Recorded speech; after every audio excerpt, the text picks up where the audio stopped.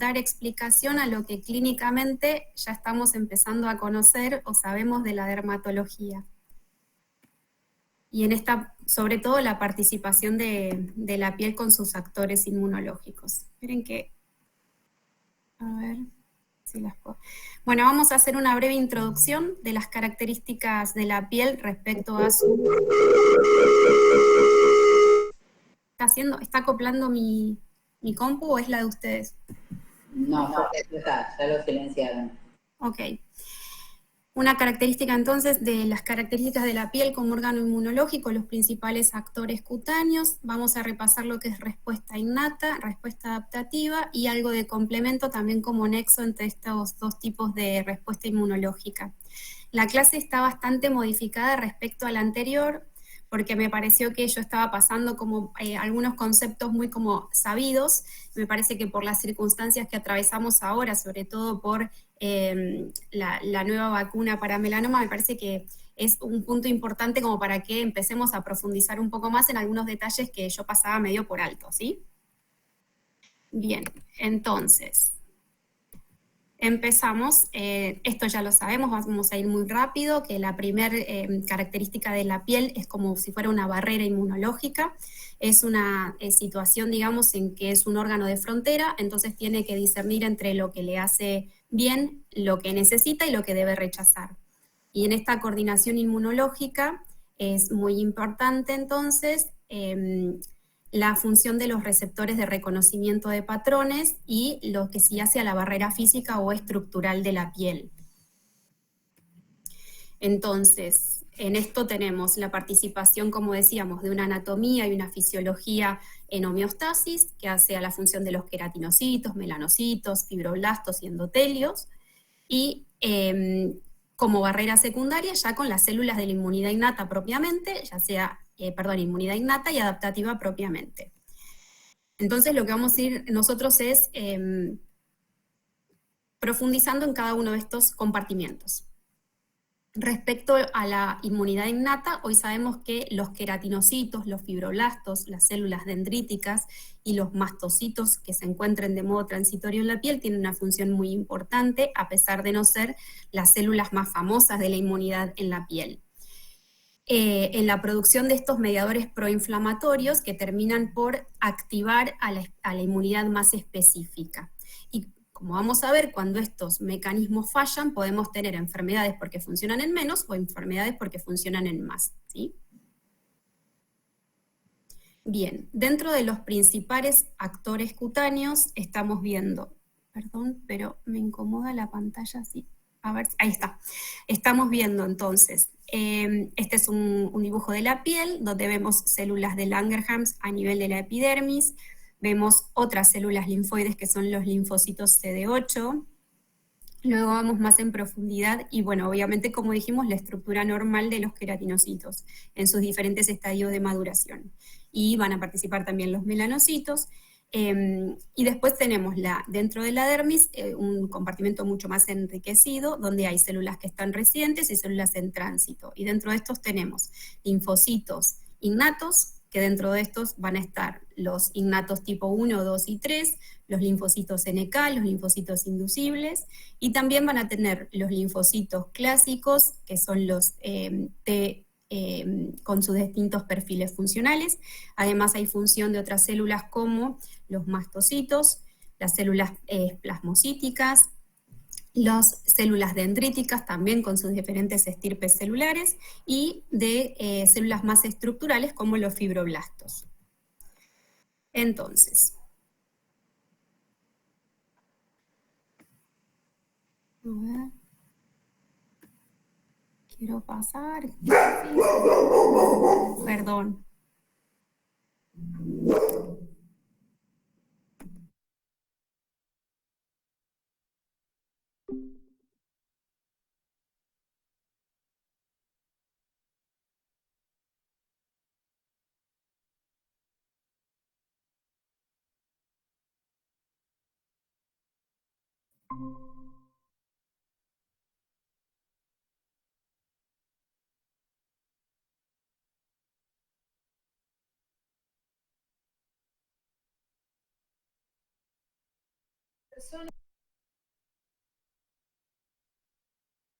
Agus, ¿estás? Se le habrá ido el Hola, internet. doctora. A ver, no sé qué importa.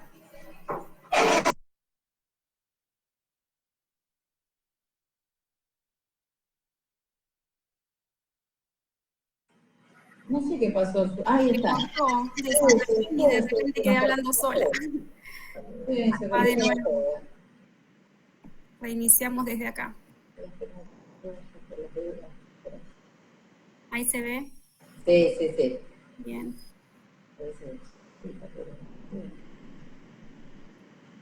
Bueno, está bien, Agus, seguí. Bien. No encuentro el cursor para pasar ahora.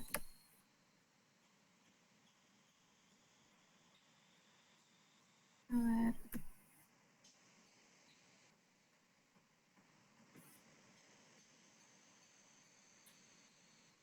No puedo avanzarla. A ver si...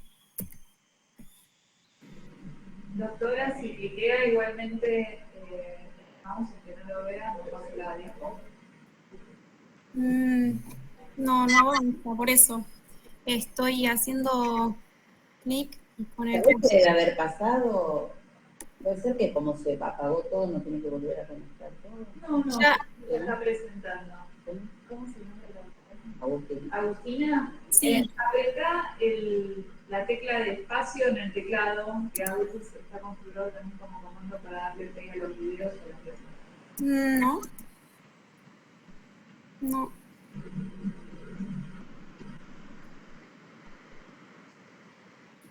Bueno.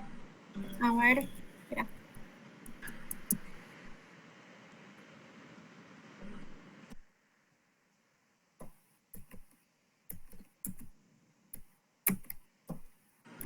¿Vas a dejar de compartir y volver a compartir o sea, voy a intentar hacer eso porque al principio pude pasarlas y no sé por qué ahora no puedo. A ver, voy a ver qué pasa si vuelvo a conectar.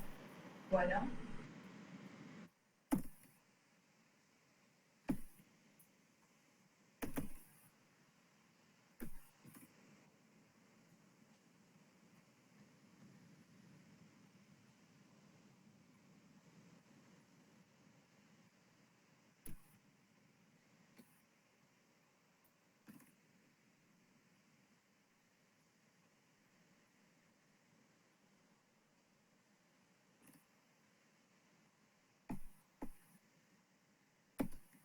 A ver.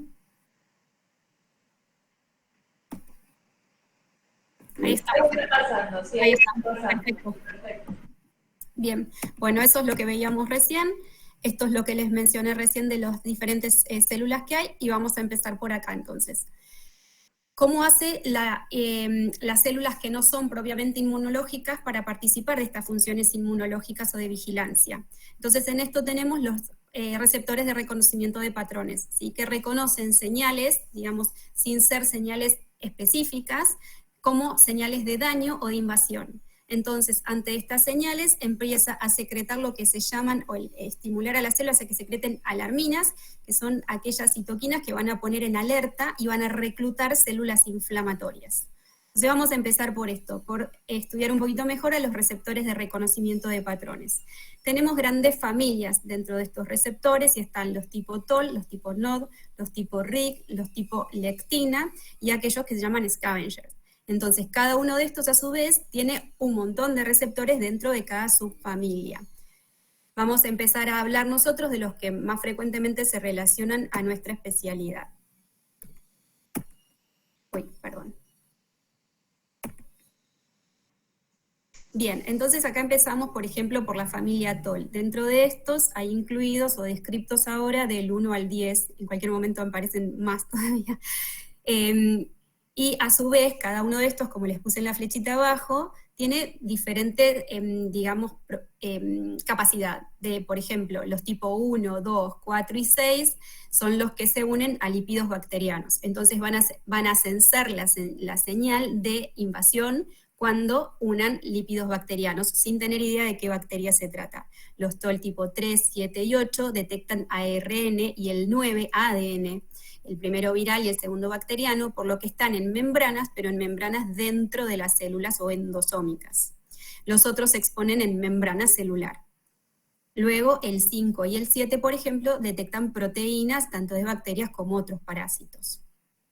Bien, los receptores de lectinas, obviamente, reciben señales unidos también a membrana, y los receptores RIG están en una situación de que son citosólicos, muy parecido a los NOD. Los NOD y los NALP son siempre citosólicos, quiere decir que no están unidos a membrana, sino que están en el citosol, sí, como lo dije recién, sin estar unidos a una membrana, como los endosomas que dijimos de los TOL. Bien. Esto es más de lo que vimos recién, que reciben distintos tipos de señales, ya sean de estructura de la cápsula de la bacteria o de la pared bacteriana, o de estructuras de la cápside viral, y también estas son las que van a traducir señales dentro de la célula, y son las que van a iniciar la cascada de secreción de alarminas, y esto es porque actúan sobre la expresión génica. Bien. Esto es para que vean que son vías muy complejas, son estas vías famosas que terminan estimulando, por ejemplo, NF-kappa-beta, que son los que actúan en la proliferación de citoquinas proinflamatorias justamente. Bien, esto es otro de los gráficos, perdón. Bueno, y aquí en este gráfico tienen otra vez un poquito más de detalle de la vía inflamatoria y la vía final. Y en esto me gusta que nos centremos porque es el paso que sigue, que es otra, otra estructura molecular polimérica que le da capacidad de respuesta a las células de modo indeterminado, que se llama inflamosoma. Y a esto vamos a ir ahora. Entonces, les voy a dejar aquí más en detalle los distintos tipos de TOL y qué tipo de alteración tienen en lo que hasta hoy se conoce dentro de las patologías dermatológicas más frecuentes. Y acá les dejé, bueno, algo de lo que hace, que después lo vamos a volver a ver. Por ejemplo, la vacuna BCG estimula, se usa como adyuvante en muchas situaciones, porque estimula a través de estos receptores inespecíficos, porque detectan a la micobacteria una respuesta innata excesiva, y eso hace que luego la respuesta adaptativa sea también en consecuencia. Y por eso que sirve como ayudante, así como en algunas otras vacunas se utiliza el aluminio, ¿se entiende? Bien.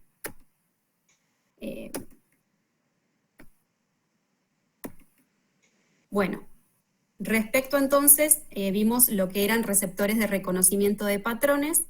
Ahora vamos a hablar de esta estructura que es el inflamasoma o inflamosoma. Inflamosoma es un poquito más antiguo, últimamente se opta por decir inflamasoma, pero significa lo mismo.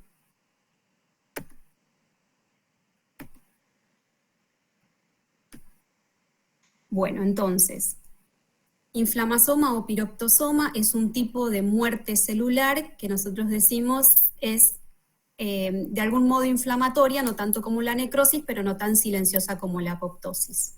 Entonces se forma a partir de este complejo molecular donde necesitamos la señal de daño que la recibían estos receptores que vimos recién, sobre todo a través de los tipo NOD. A su vez tienen unos adaptadores o proteínas de acople hacia lo que es la caspasa, que sería la proteína que una vez activada empieza este proceso de piroptosis. Es entonces una muerte celular con cierto grado de inflamación que necesita segundas señales, también un entorno que sea inflamatorio, y a través de estas interleuquinas 1, 18 y 33 son las que terminan por encender un proceso de muerte celular con reclutamiento de otras células inflamatorias, incluso, por ejemplo, no sé, macrófagos, que son los que vienen a disregular la situación o a apagar una situación que si no sería incontrolable. Bien.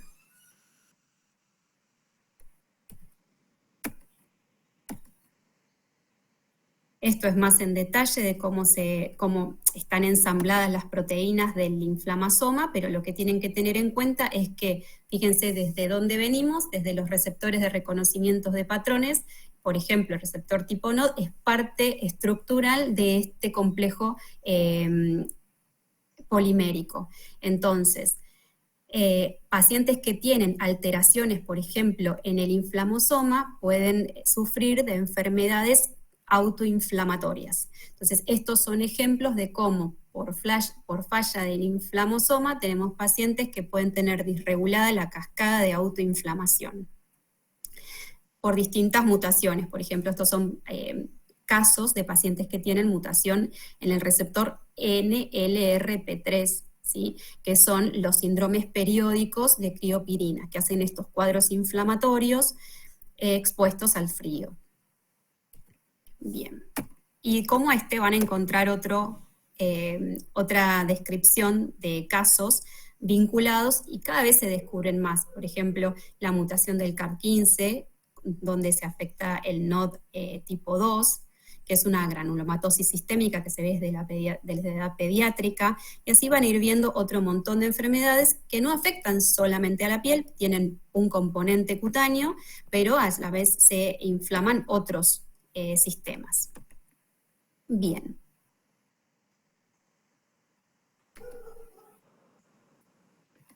Bueno.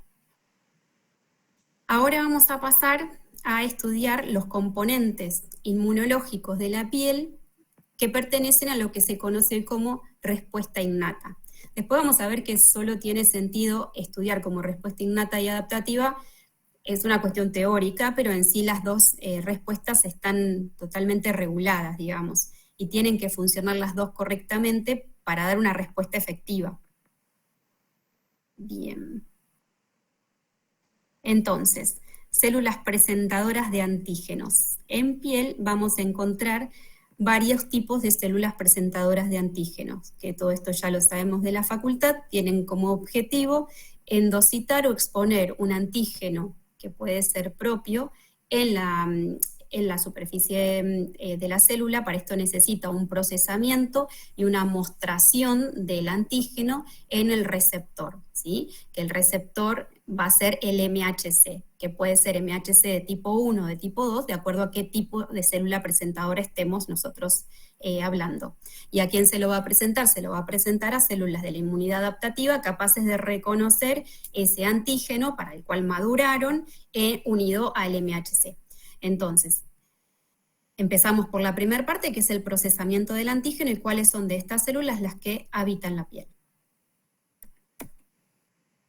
Dentro de lo que son células presentadoras de antígenos, existen lo que llaman células dendríticas. Dentro de las dendríticas hay varios tipos. Las células dendríticas convencionales a su vez se subdividen en convencionales tipo 1 y tipo 2. Les puse los marcadores humanos que las caracterizan, hay otro montón más, después se los menciono, pero la idea no es que aprendan a memorizar los marcadores, sino que entiendan la función de la célula y sí que tienen un marcador específico, sobre todo porque sirve para diferenciarlas de otras.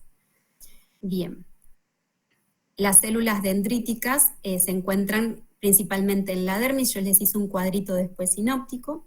Las células dendríticas derivadas de monocitos son aquellas células dendríticas que tienen como marcador el CD14 o CD16 y que como característica principal se diferencian de monocitos circulantes.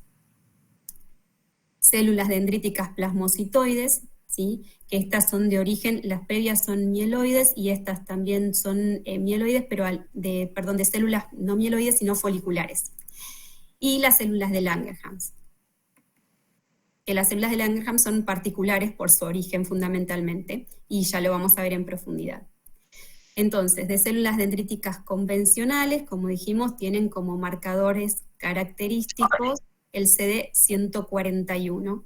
También tiene este otro nombre, BDCA3, que habla de que es el antígeno de la célula dendrítica. Este otro montón de marcadores, lo que tienen que entender es que a veces nos sirven a nosotros para saber qué tipo de perfil funcional va a tener la célula. Por ejemplo, que exprese alto TLR3, ya saben ustedes que es el Toll-like receptor 3. Entonces sabemos qué tipo de función puede llegar a tener o avidez esta célula, ¿no? Bien. O lo mismo, ¿no? Que exprese HLA-DR, sabemos que va a expresar una MHC también de tipo, podría llegar a expresar 1 y de tipo 2. Perdón.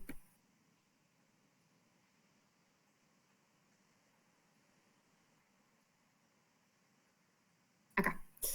Bien.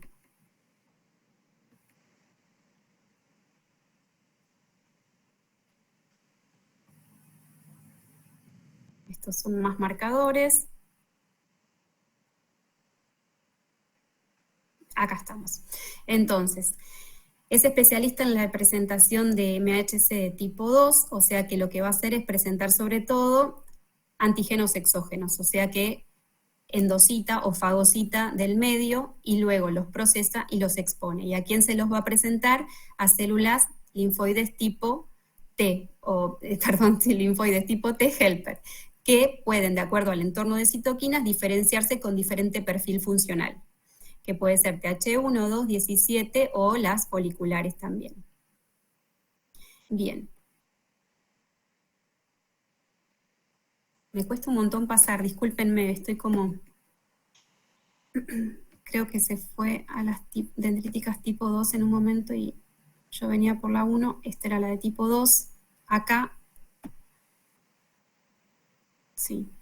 Y acá les dejé un cuadro comparativo. Discúlpenme, estoy con problemas para pasar en las diapositivas.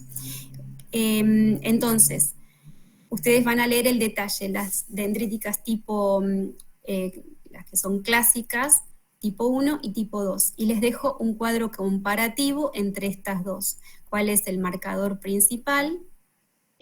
¿Cuál es el factor de transcripción? Y esto por ahí todavía no les empieza a sonar, pero se van a dar cuenta que hay un montón de células que tienen diferente estirpe totalmente, pero que tienen factores de transcripción similares o incluso el mismo, entonces eso les da un perfil funcional muy parecido. Lo van a ver más claro cuando hablemos de linfocitos. Bien. Y esto es lo que yo les decía, fíjense cómo la célula dendrítica tipo 1 expresa más tipo TOL3, mientras que la 2 expresa más TOL1, 2, 4, 5. Entonces eso es lo que le va a ir dando la diferente capacidad funcional, ¿sí? Bien. Y como resumen entonces, esto es lo que decíamos, que la célula tipo 1 es capaz, por los receptores que expresa, de estimular CD8 positivo, mientras que la célula tipo 2 estimula CD4 o helpers con distinto perfil funcional. Bien. Luego decíamos que estas eran las dendríticas convencionales en tipo 1 y tipo 2, y luego hablamos de las dendríticas monocitoides o monocíticas o derivadas de monocitos, que tienen como marcador el CD14. Bien. Estas células tenemos que aclarar que están en tránsito y no están en condiciones de piel sana, solamente en aquellas situaciones donde ya hay una inflamación establecida o un reclutamiento específico.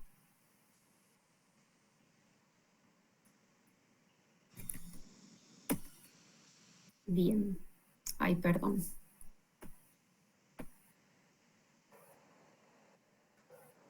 Bueno, estos son... por ejemplo, explica por qué el marcador CD14 es algo que le queda de su ontogenia de los monocitos y aquellos que va adquiriendo con perfil funcional, ¿no? Y volvemos a lo mismo, en esto vemos, linkeando con el punto anterior, cuáles son los PRP que exponen y entonces cuál va a ser el perfil funcional que va a tener la célula. Y fíjense que es una célula muy proinflamatoria porque tiene un espectro muy amplio de receptores de reconocimiento de patrones.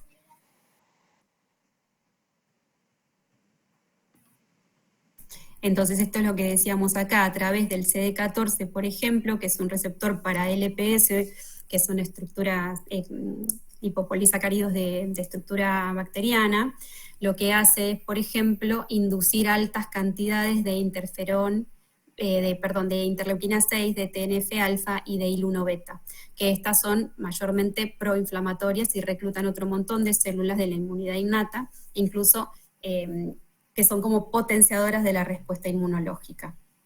Y a través, como decíamos, del HLA-DR, lo que va a hacer es expresar. Decir HLA o MHC, estamos hablando siempre de la misma estructura molecular. A veces confunde que lo llamamos de diferente manera. Este sería un HLA de tipo DR, es un MHC de tipo 2, sería. Entonces, lo que hace es estimular células tipo T.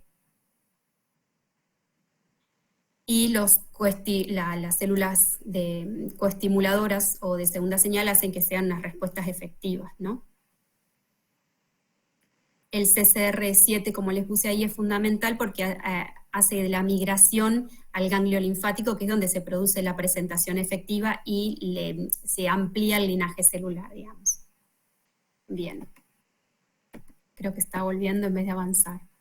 Bueno, y esto es un resumen de lo que les dije, son altamente inflamatorias, no van a estar en situación normal en la piel, pero cuando están, se hacen escuchar, secretan mucha cantidad de mediadores inflamatorios y lo que hacen es potenciar y encender toda la respuesta y derivar un poco en la activación del linfocito CD4 con diferente perfil funcional. Y la mayoría son activadores de perfil TH1 y TH17.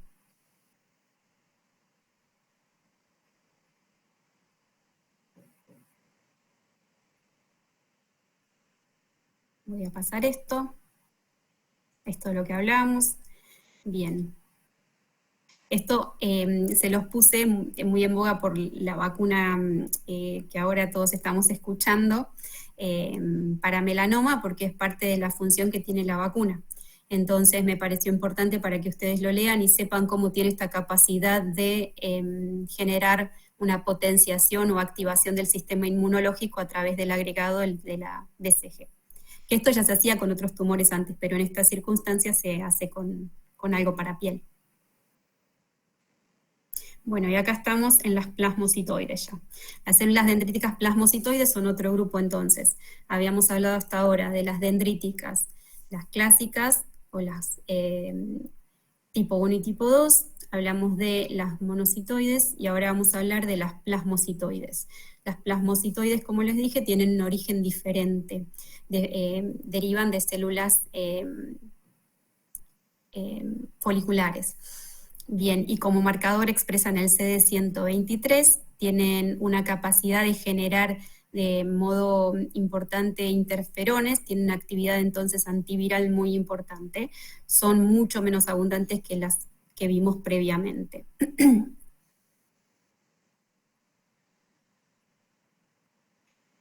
Otro resumen de, como decíamos, los marcadores que tienen en superficie. Vamos que estos receptores, como decíamos, uno empezando a estudiar los receptores, podemos ver también qué tipo de perfil funcional tiene o qué capacidad van a tener, quién las activa y a quién activan ellas, ¿no? Entonces, lo que nosotros vemos es que tienen este estado o esta capacidad antiviral, incluso en ellas se activan y activan células del entorno. Por esto es que estimula también, por ejemplo, natural killer o la respuesta por linfocitos citotóxicos. Bien.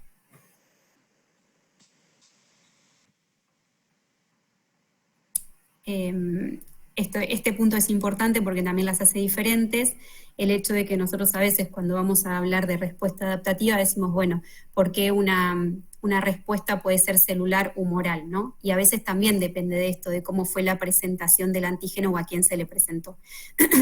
No sé si recuerdan, pero para que se produzca en anticuerpos contra un antígeno tiene que haber una estimulación específica de células foliculares. Entonces, esta estimulación de células foliculares tipo T se ve favorecida por las células plasmocitoides, que son las que terminan haciendo en conjunto la posibilidad de formar anticuerpos contra ese antígeno específico, de madurar ese linfocito B naïf para ese anticuerpo, hace ese antígeno, generando anticuerpos específicos. Bien.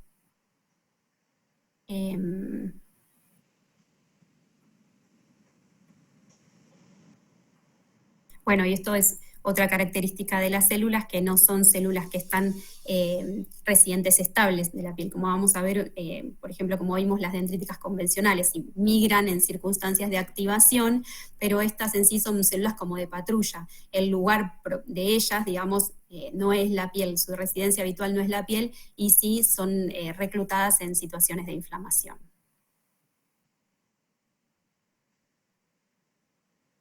Bien, les dejé cuadrito de resumen también de los principales marcadores de su linaje particular, que en vez de ser mieloides son linfoides, la capacidad de activación y la secreción de interferones. También pueden activar, como dijimos, células CD4, pero bueno, no es su principal función, digamos. Y como soporte de otros linfocitos innatos como los NK, ¿no? También tiene una función reguladora, como en baja, que siempre que hay una activación tiene que haber un contrarresto, porque si no sería un sistema totalmente desregulado.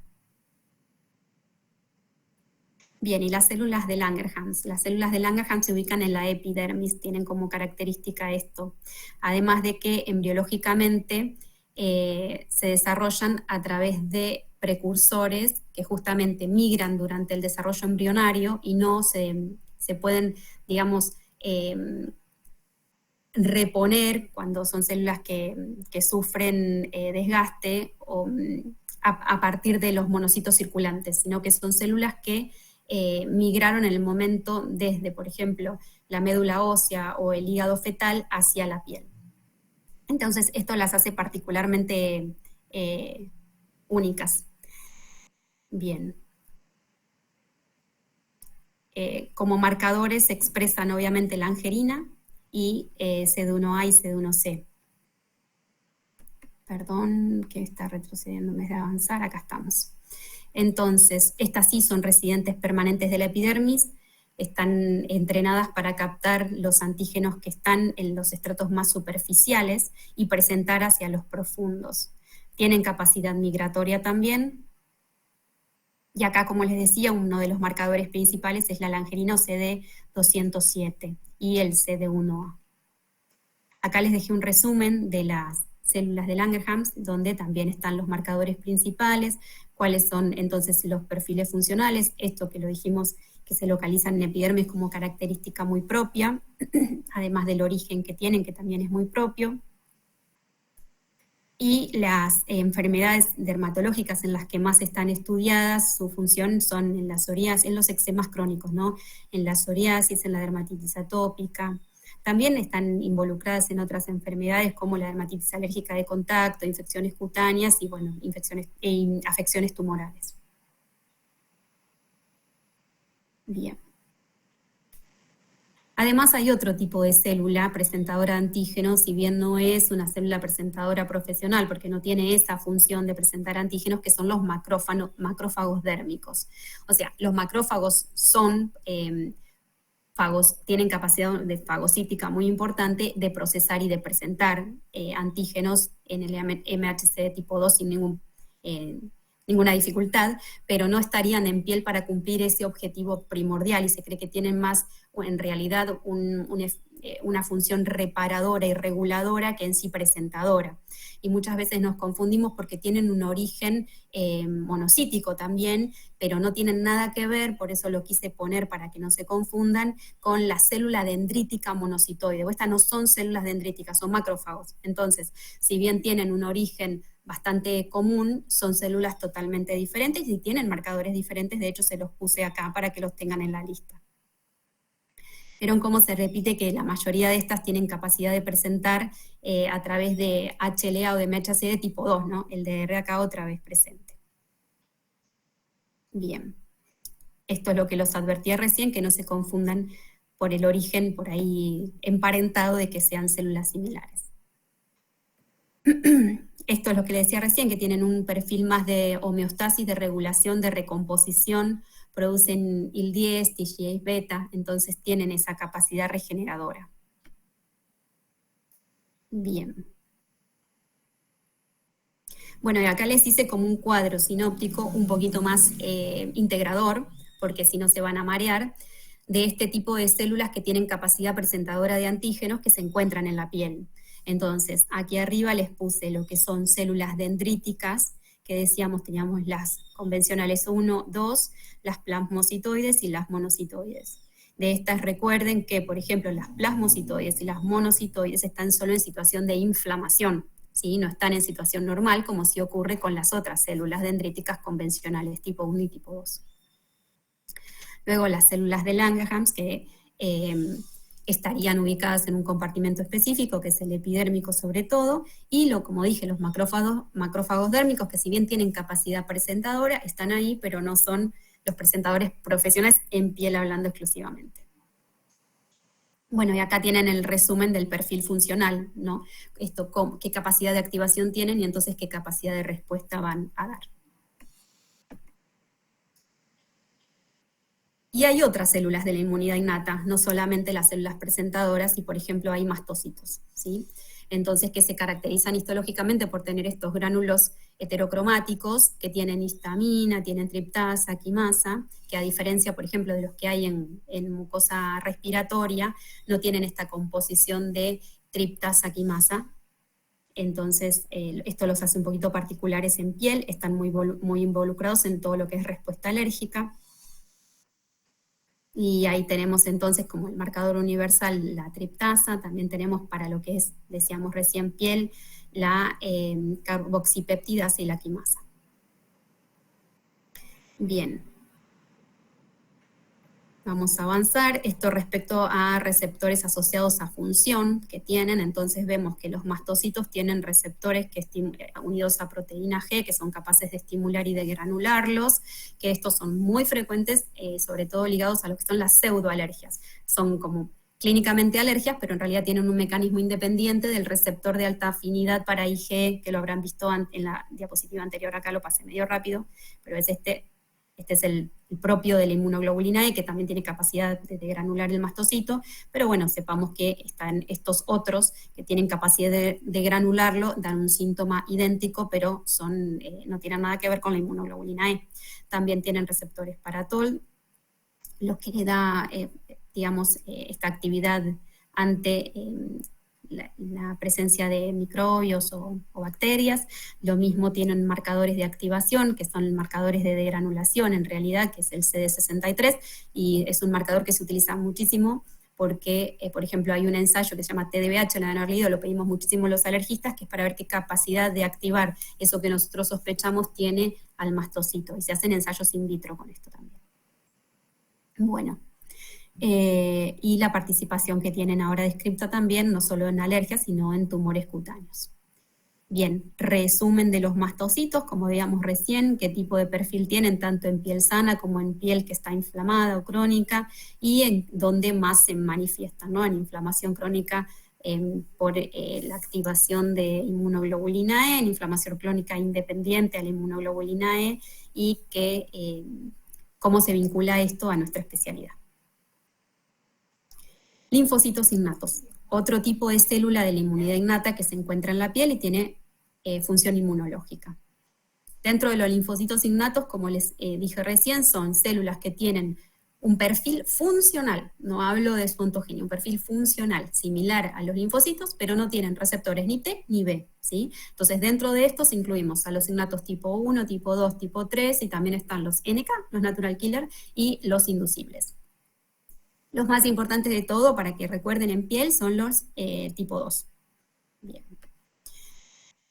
Distintas características de cada uno. Yo les dije, bueno, todavía no les están sonando, pero hay factores de transcripción que tienen que empezar a escuchar y que van a ver en diferentes células de la inmunidad que se repiten sin tener por ahí una ontogenia emparentada.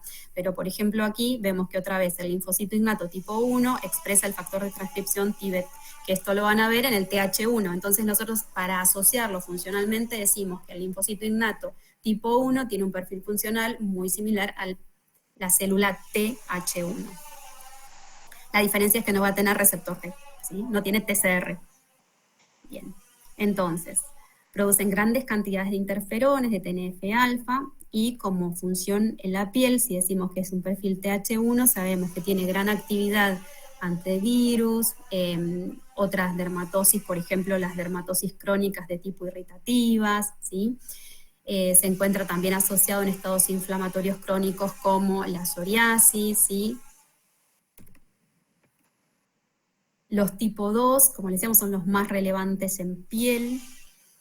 Lo que, son grandes productores de IL-5, IL-3, IL-4, IL-9, entonces a esto que les suene, un perfil funcional similar al TH2, ¿sí? Entonces, como función tienen esto, activan las famosas alarminas, que son las que encienden todas las alarmas del sistema adaptativo y empiezan a reclutar células inflamatorias, ¿sí? Muy, muy estudiadas ahora por su participación en dermatitis atópica, en algunas formas de urticaria crónica, en dermatitis alérgica de contacto, ¿sí? En enfermedades ampollares de la piel. Y los tipo 3 son los que tienen un perfil funcional muy similar a TH17. Fíjense que acá está, por ejemplo, RORγt, que es el que se expresa, el factor de transcripción que más se expresa entonces en los TH17. Entonces así de a poquitito, de ir leyendo, fíjense que producen grandes cantidades del 17 y 22, tienen que empezar a asociar, no, de ningún modo la idea es que ustedes memoricen esto, no sería el objetivo una pregunta de choice para que sepan esto, sí para que empiecen a pensarlo y a entenderlo de este modo. Bien. Bueno. De las funciones, como decíamos, y de las enfermedades asociadas a la piel, TH17, psoriasis, algunas micosis superficiales, ¿sí? Enfermedades autoinmunes cutáneas, donde tienen disregulado o aumentado el IL-17, y lo van a ver al principio si leen ustedes las primeras que les dejé donde había disregulación del sistema de autoinflamación, ahí van a encontrar más información. Y los natural killer, como decíamos, son linfocitos que no tienen los marcadores clásicos del linfocito ni BCR ni TCR, justamente cesan la ausencia por ahí este MHC tipo 1, pero como característica sí son los asesinos naturales, y andan ahí patrullando y eliminando al enemigo, tienen como marcador principal el CD56, y muchas veces no están incluidos dentro de los linfocitos innatos, pero cuadran dentro de esta clasificación. Como sabemos, tienen gran capacidad antitumoral y viral, ¿sí? Bien. Los linfocitos que son inducibles son linfocitos más ligados en sí a la migración fetal, no tanto en la edad adulta, pero sí están en situaciones de inflamación crónica. Un breve resumen entonces de todos los linfocitos innatos que vimos hasta ahora. También les hice un cuadro donde dejo por separado los linfocitos innatos que tienen perfil funcional similar a cada tipo de célula T, con el perfil funcional al cual se vinculan para que ustedes puedan estudiarlos de este modo y en las patologías en las que están alterados, y los linfocitos tipo NK y los inducibles.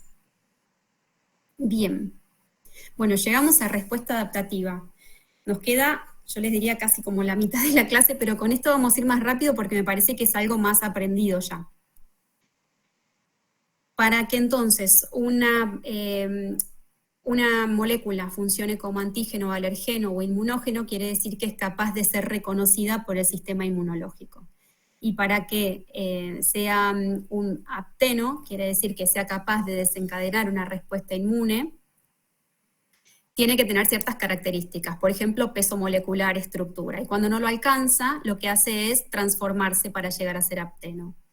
¿Cómo hace estas transformaciones? Algunas veces le hacen el metabolismo del mismo huésped, por ejemplo, no sé, por la citocromo P450, y entonces esto se llama proapteno. Y si lo hace en el medio ambiente, por ejemplo, por un proceso de oxidación, se llama preapteno. Los aptenos tienen bajo peso molecular, entonces muchas veces, como son muy pequeñitos, para ser procesados y reconocidos, necesitan estar unidos a otra proteína que le da esta capacidad inmunogénica, ¿sí? Bien. Dentro de los linfocitos que se encuentran en la piel tenemos diferentes estirpes, ¿sí? Tenemos linfocitos T, los clásicos, alfa, beta, tenemos linfocitos a su vez algunos gamma delta, y también hay células T de tipo reguladoras. Bien. Entonces, linfocitos dérmicos tipo gamma delta no son, no se sabe mucho todavía de cómo funcionan este tipo de linfocitos, pero sí sabemos que tienen TCR, entonces entran dentro de esta caracterización. Se sabe que ingresan en edades tempranas de la vida, y en este cuadrito yo les puse las principales diferencias que tienen los alfa-beta, que son los más abundantes de todo, respecto a los gamma-delta y las células B. Entonces, volvemos a lo mismo. ¿Qué tipo de receptor tienen? Que es lo que les da justamente la especificidad o nombre a la célula. ¿Qué tipo de MHC expresan? A ver, ¿qué más les puse en este? Bueno, esto es otra vez más de los receptores. En el compartimento donde se encuentran, estos están, por ejemplo, los alfa-beta, se encuentran ampliamente distribuidos en sangre, en órganos linfoides secundarios, como en los ganglios linfáticos, y también están en los tejidos. El gamma-delta, también proporcionalmente hay en tejido una proporción considerable de estos. Y los linfocitos B no se encuentran naturalmente en la piel, están en sangre, en tejido linfoide y van a piel solamente en casos de reclutamiento.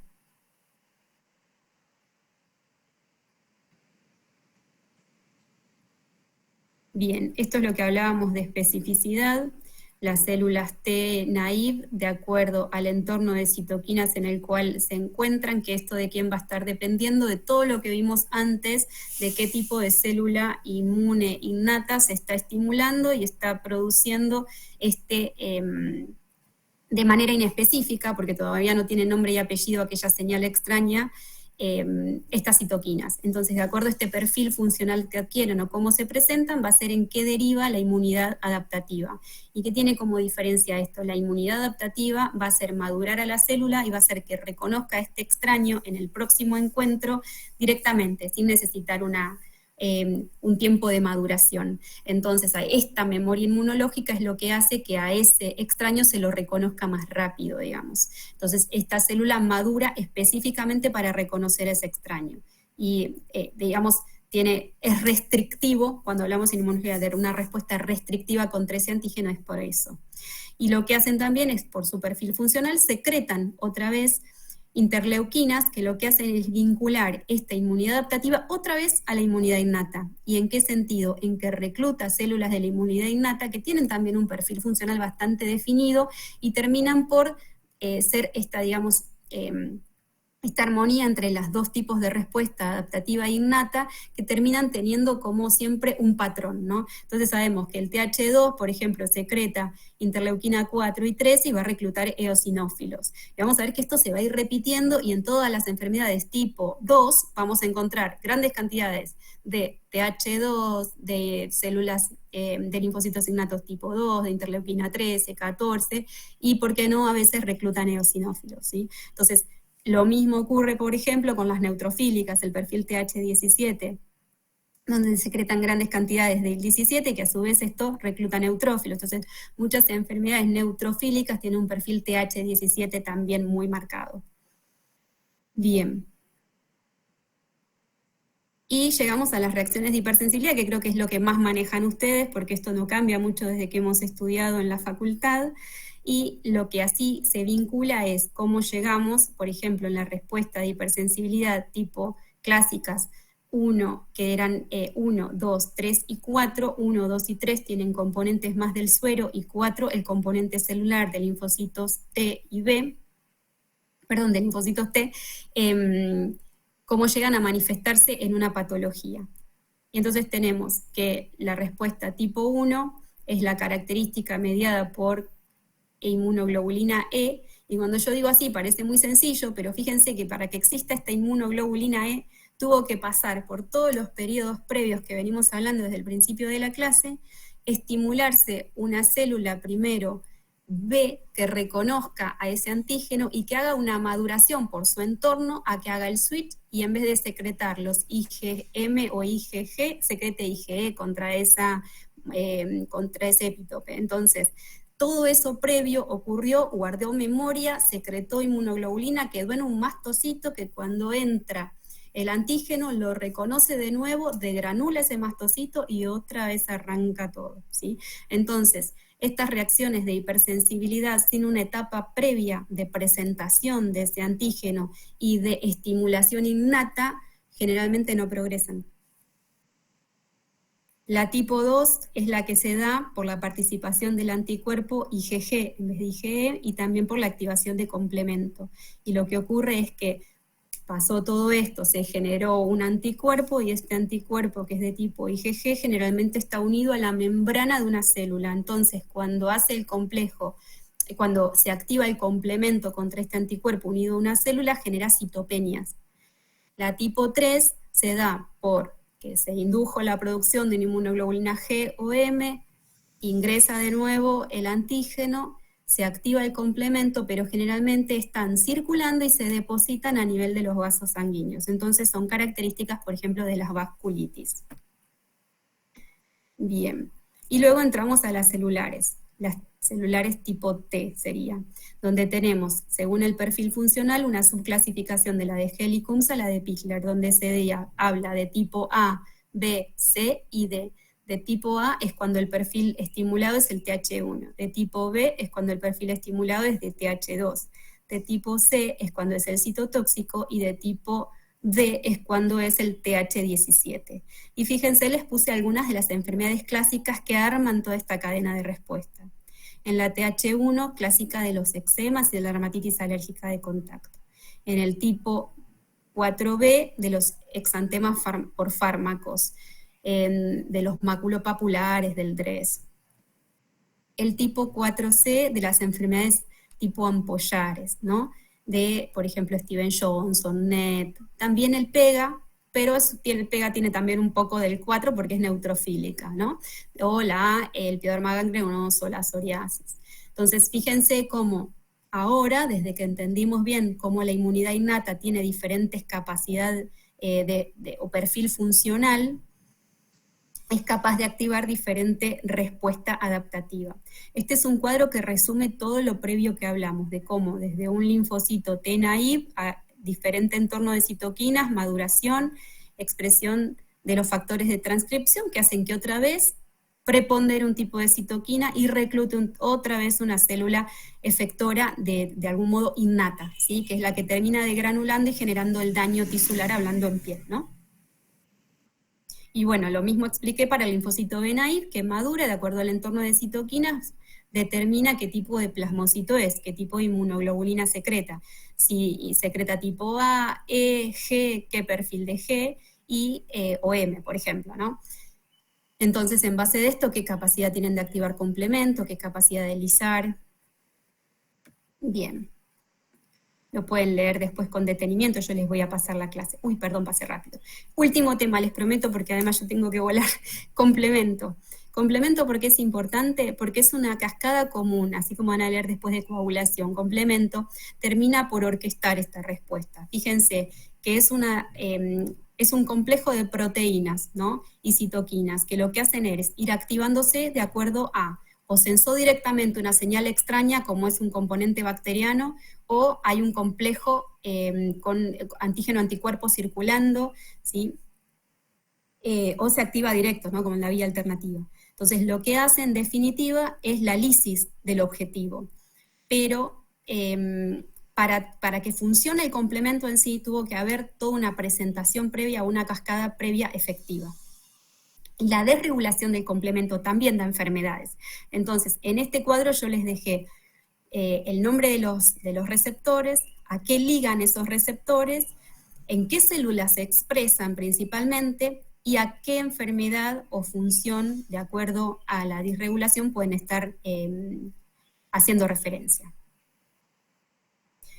Bueno, nada más. Espero que se haya entendido. Les pido disculpas, no manejo el Meet y eso me dificultó un montón ir pasando las slides. Agustina, espera que no me sale acá. No puedo sacar. Bueno, ahí está. No, se vio perfecto. Sí, lo que pasa es que Meet tiene a veces cosas menos complicadas, pero estuvo perfecto. Acá te dan las gracias por la clase. Son clases complicadas que hay solo algunas personas quienes las pueden dar, y vos sos una de ellas. Son clases que tienen tema y hay que prestar mucha atención, ¿sí? Sí. Pero ¿alguna pregunta que tengan para hacerle a la doctora? ¿Cambiaste cosas? Hola. De otras clases, así que sí. Sí, quería preguntar, este tema, ¿de dónde recomendás leer, Agus? Mira, la realidad es que no hay un solo lugar. Es una clase muy difícil porque es lo que decía recién Silvina. Tenés que tratar de poner, yo te diría que es un libro de inmunología entero, encima aplicado a la piel, tratando de que quede en una clase. Es muy difícil, sinceramente. Pero yo, si quieren, les voy a pasar trabajos de referencia para que puedan ustedes profundizar en lo que tengan duda, pero me parece que lo más importante es tratar de hacer una leída general, basándose en todo lo que ya saben y profundizando en lo que tienen duda, pero no van a encontrar un capítulo de algo que dicen, bueno, leo esto y ya está. Yo creo que acá, en esta clase puntualmente, como vos decís, hay que prestar atención a lo que dio la doctora, ¿sí? Porque es como un compendio de diferentes puntos, de diferentes bibliografías, ¿sí? Entonces... Yo me comprometo, si no sé si ustedes, Silvina, la grabaron a la clase mientras la di. Zulma, ahí Zulma nos va a contestar. Si vos diste el ok para grabarla, sí. ¿Cómo? Zulma, ¿la clase está grabada? No, esta clase no se graban más las clases. Bueno, porque yo había pensado, digo, bueno, si está permitido, no sé si está permitido, por ahí yo la puedo grabar y enviársela para que la puedan escuchar de nuevo y ir leyendo tranquilos, cada uno una vez que tiene el material. Me avisan ustedes. Sí, en ese sentido sí, pero cuando son, ustedes las graban para que nosotros las hacemos. Pero, perfecto, bueno, entonces... No podemos grabar más. Bueno, me parece que va a ser una opción en esta clase. Bueno, Zulma, ¿se puede entonces? ¿Cómo? ¿Se puede entonces lo que dice la doctora? Sí, si ella me la envía, yo se las envío a los chicos. Bien. O las hago al campus. Claro, porque yo creo que, como vos decís, de buscar y buscar y buscar y buscar en distintos lados se va a hacer un lío en esto. No. Sí, no tiene sentido. Además, me parece que la idea es que vayan entendiendo el concepto y profundizando en algunas cosas que le van a dar pie a entender después, ya sea patologías o tratamientos. Bueno, ¿alguna pregunta que tengan? La dejamos ir tranquila a la doctora. Bueno, Agus, muchísimas gracias. No, por nada. Gracias. Como siempre, contamos con vos en un tema tan complicado y vos explicás con mucha claridad. Así que, gracias. Un beso. Beso a vos. Chao. Bueno, ahora vamos a pasar por otra clase que, bueno, tampoco va a ser muy fácil, pero va a ser más fácil que la que es membrana basal. Así que vamos a ver cómo puedo pasar. Esperen, de a poquito voy a intentar.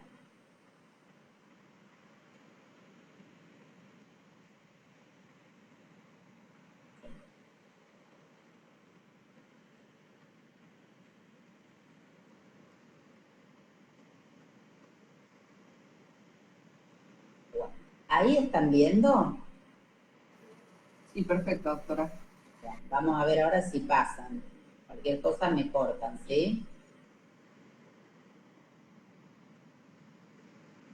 Hola, muy buenos días. Yo soy la doctora Gabriela Pérez y les voy a dar una clase de membrana basal orientada a las enfermedades ampollares. Espero que sea de su agrado.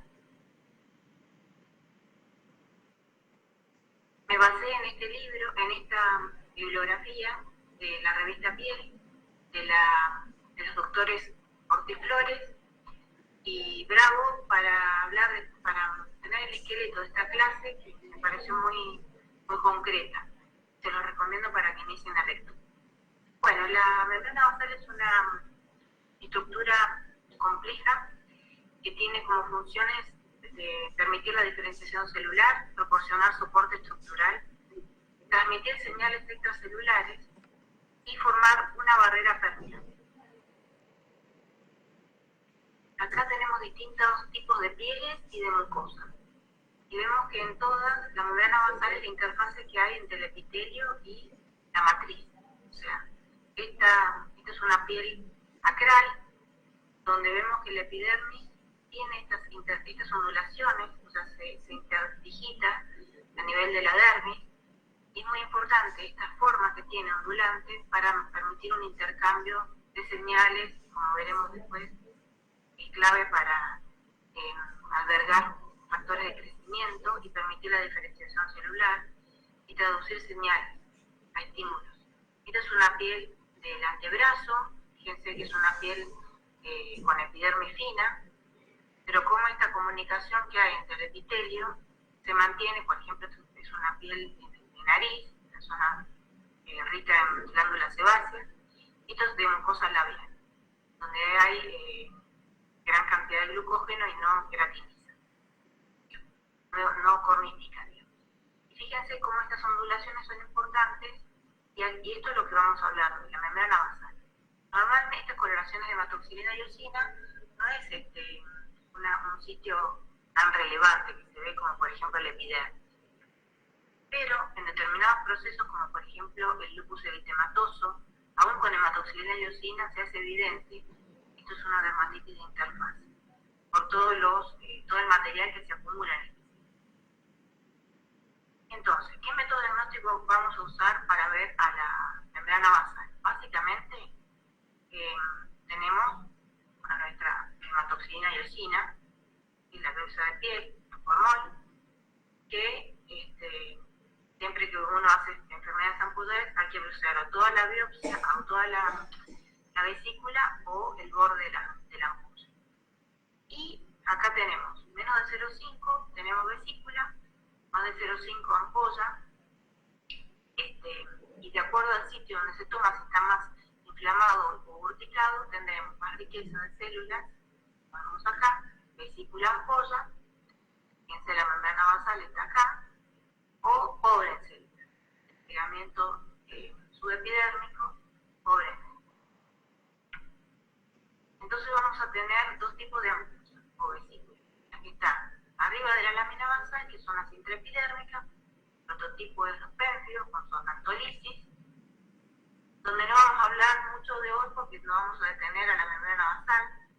La patogenia de los pénfidos son los hemosomas, particularmente las hemogleínas. Pero en las epidermólisis ampolares simples, la ampolla es intraepidérmica, si es nueva, ¿sí? Se produce por un mecanismo especial donde fíjense que casi no hay inflamación y eso se denomina citolisis.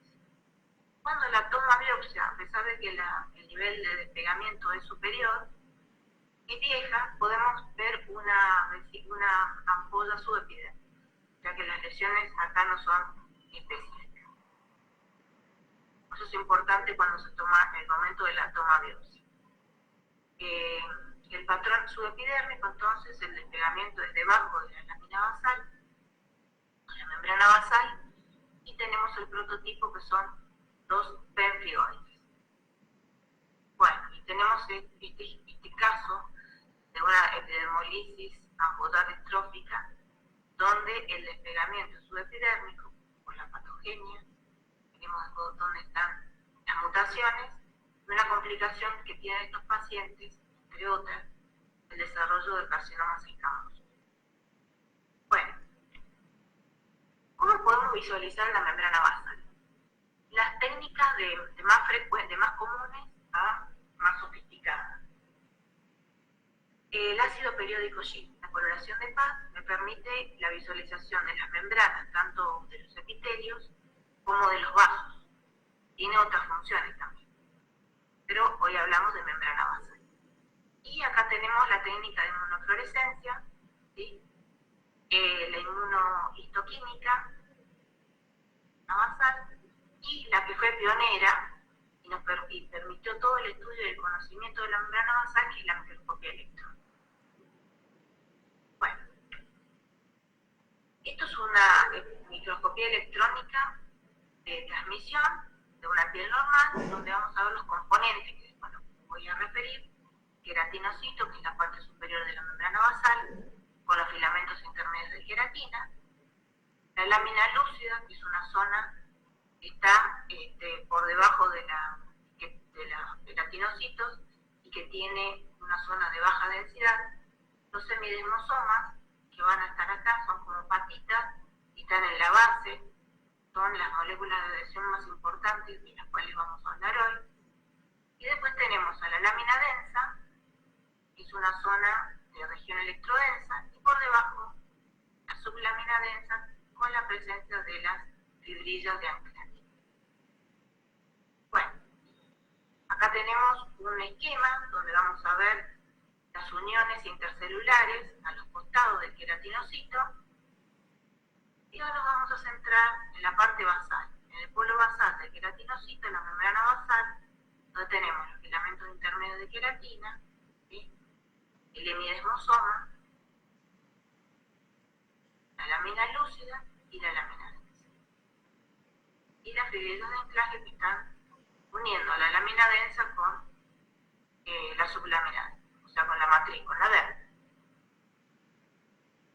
Bueno, esto es un esquema que a mí me sirvió mucho para entender la membrana basal, y tenemos que estar constituida clásicamente por 4 componentes: el queratinocito, la lámina lúcida, la lámina densa y la sublámina densa. Entonces, el queratinocito basal, donde va a estar constituido por los filamentos intermedios de queratina y el hemidesmosoma. Esta estructura. Después tenemos, en la lámina lúcida vamos a tener la mitad inferior del hemidesmosoma, ¿sí?, y vamos a encontrar a la presencia de las laminitas. Después, en la lámina densa vamos a encontrar el colágeno 4, el perlecano y el nidógeno. Y en la sublámina densa encontramos al colágeno 7, principal constituyente de las fibrillas de anclaje. Bueno, vamos a ir viendo entonces los componentes de la membrana basal. Entonces, los queratinocitos basales, constituidos por los filamentos intermedios de queratina, 5 y 14, los semidesmosomas, están compuestos por la plectina, antígeno 1 del peptidoide de ampollar, que es la molécula 230 kilodaltons, la integrina alfa 6 beta 4, el colágeno 17, que es el antígeno 2 del peptidoide de ampollar, molécula clave, donde hay gran cantidad de blancos antigénicos de muchas enfermedades, como vamos a ver, y la molécula CD150. En la lámina lúcida se van a encontrar los mismos componentes que veíamos en los semidesmosomas, tomándose la laminina 332, antes llamada laminina 5, y la laminina 311, antes denominada laminina 6. En la lámina densa se destaca el colágeno 4, nidógeno y perlecano, y en la sublámina densa el colágeno 7, principal constituyente de las fibrillas de anclaje.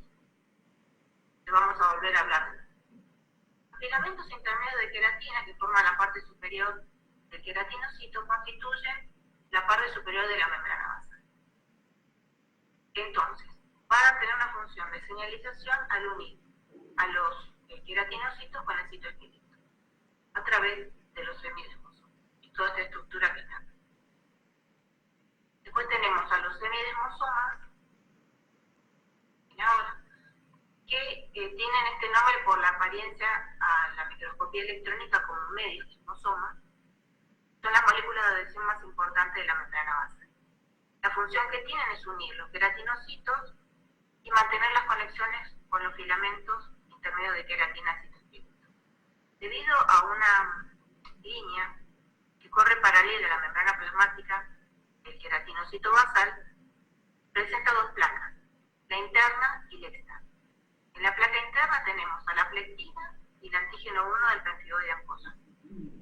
Y en la placa externa tenemos al antígeno 2 del peptidoide de ampollar, la integrina, alfa 6 beta 4, y esta molécula de CD151. Vamos a volver a hablar de los componentes entonces. El hemidesmosoma está constituido por la plectina, que junto con el antígeno 1 del peptidoide de ampollar forman parte de las plaquinas. Y cuando ustedes vean plaquinas, tienen que acordarse del desmosoma. O sea, son moléculas que están muy ligadas con los desmosomas y por lo tanto se pueden encontrar enfermedades como esta. Vamos a ver que en el síndrome autoinmune multiorgánico paraneoplásico, el pérfido paraneoplásico, uno de los blancos antigénicos pueden ser estas dos moléculas. Bueno, ¿qué función tiene la plectina? De estabilidad estructural. Une los filamentos intermedios de queratina, básicamente con la integrina, alfa 6 beta 4. El antígeno 1 del peptidoide ampollar es otra plaquina que se localiza en la parte interna del hemidesmosoma, tiene la función de mantener la organización estructural y une los filamentos intermedios de queratina con el hemidesmosoma. Pues tenemos esta molécula CD151, que forma parte de la familia del tetraspán y tiene funciones de señalización intracelular, generando estabilidad en el hemidesmosoma. Después encontramos a la integrina beta 6, alfa 6 beta 4, y está vinculada a la señalización intracelular y genera estabilidad en el hemidesmosoma. Después tenemos a nivel de la lámina lúcida las lamininas, ¿sí? La laminina 332 y la laminina 311. Las dos lamininas son las que inician el ensamblaje de la membrana basal, tienen una función clave. Y la laminina 332 tiene funciones de adhesión, proliferación, migración y supervivencia celular. Y va a funcionar de nexo entre el hemidesmosoma y el colágeno, sobre todo el colágeno 4. Después encontramos a la laminina 311, que actúa como un codificador de señales mecánicas, manteniendo la integridad de la membrana basal luego de un estímulo mecánico. La lámina densa se destaca el colágeno 4, que es el que tiene localización exclusiva. El único colágeno 4 que hay es el que se localiza en la lámina densa de la membrana basal. Y tiene la función de dar soporte estructural. El nidógeno, las mutaciones o las alteraciones del colágeno 4 se van a ver en enfermedades como el síndrome de Goodpasture, que no vamos a hablar hoy, la enfermedad de Alport, glomerulonefritis y enfermedades cerebrovasculares hereditarias. Bueno, el nidógeno es una molécula que tiene forma de manucuato. La función es de soporte y permite la integridad entre las lamininas y la matriz y la sublámina densa. Después tenemos al perlecano, que tiene forma de cepillo y es un proteínoglicano, y la función que tiene es de barrera permeable. Tiene participaciones en condrogénesis, carcinogénesis, angiogénesis, y es clave en permitir el nexo y la permeabilidad para distintas sustancias. Y por último, la sublámina densa, constituida por el colágeno 4, las fibras de anclaje que van a unir a la membrana basal con la dermis. Bueno, más o menos espero que les haya quedado claro. Acá está todo el resumen de lo que hablé. Después voy a hablar en detalle del antígeno 2 del peptidoide ampollar. Lo vamos a ver. Bueno, dentro de los métodos diagnósticos entonces tenemos la inmunofluorescencia, que me permite detectar la presencia de anticuerpos en la zona de membrana basal. Y tenemos la directa, cuando se usa la piel, o sea, la muestra del paciente, que se va a mandar en solución fisiológica, que debe estar refrigerada, y se pueden ver los depósitos de IgG, IgM y GOC3 en un patrón lineal o granular. ¿Sí? Y se debe buscar sitios especiales. Piel sana perilesional, que no tenga fibrosis, y evitar las piedras. Pues les voy a contar una experiencia que yo tuve por biopsiar en un sitio con fibrosis. La técnica de sal split permite la separación dermopidérmica, entonces la biopsia se va a colocar en un envase con cloruro de sodio al 1 molar y se incuba durante 48 a 72 horas, ¿sí? Y permite ser utilizada tanto para microscopía electrónica, que fueron los primeros trabajos, para inmunofluorescencia o para inmunohistoquímica. Entonces, acá vemos la técnica de la excisión de la piel con cloruro de sodio y empleando la inmunofluorescencia. Entonces se incuba la piel y se produce una cavidad artificial a nivel de la lámina lúcida, ¿sí? Y vemos, en este caso, la piel normal, paciente con epidermólisis ampollar, donde los anticuerpos están a nivel del colágeno 7, o sea, están en el piso, inmunorreactantes, y esta es la cavidad artificial. Y el grupo de los pempidoides, donde los inmunorreactantes se van a depositar en el techo de la ampolla de la cavidad artificial. Hoy lo vamos a ver por ejemplo. Esta es la técnica que se usaba con microscopía electrónica de sal split, para que vean que también se hacía. Una piel normal, queratinocitos, la lámina lúcida, ¿sí? Y todos los componentes que hay por debajo. Y acá tenemos las fibrillas de anclaje, se ven perfectamente cuando se mide. Bueno, otra técnica que se puede usar para ver la membrana basal es la inmunohistoquímica. El reactivo que más se usa es el colágeno 4. Y me permite conocer distintas enfermedades, que ya veremos después, y se emplea con técnicas, con tacos de parafina. Es una ventaja que tiene. Y también se puede usar la inmunohistoquímica con la técnica de sal split. Entonces, vamos a ver que el colágeno 4 está localizado en la lámina densa. Por lo tanto, cuando hay un sal split del grupo de los pempidoides, el colágeno 4 va a quedar en el piso de la ampolla, ¿sí? El grupo de los pempidoides ampolla.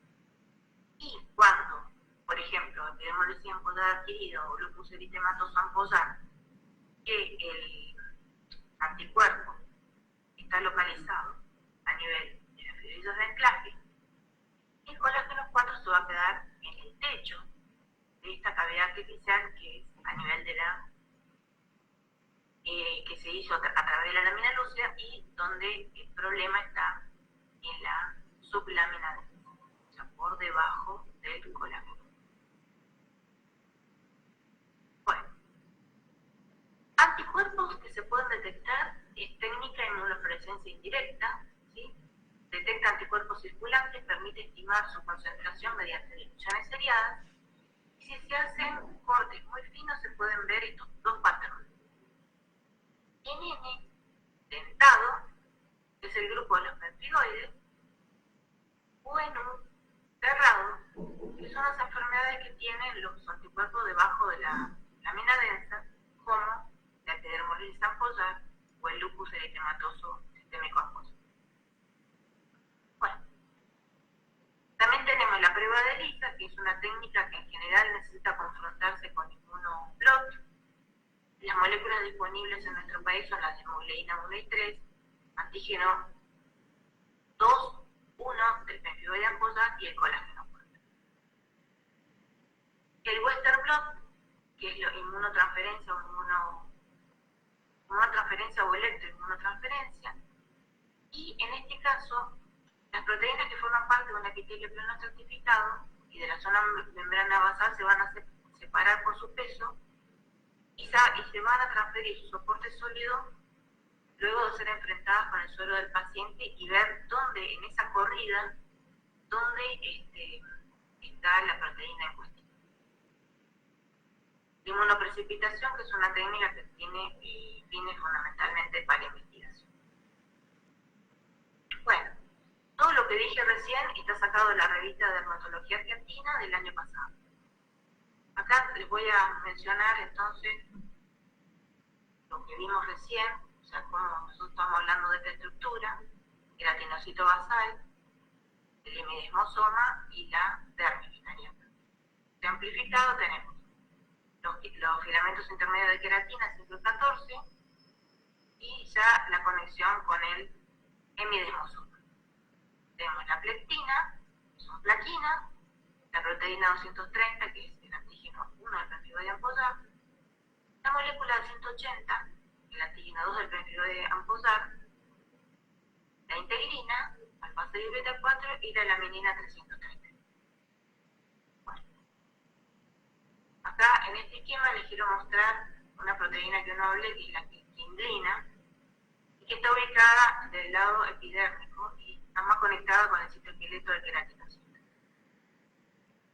Entonces acá tenemos los desmosomas, que están en el costadito, y en la parte basal el hemidesmosoma, la lámina lúcida, la lámina densa con el colágeno 4 y lo que sería dermis con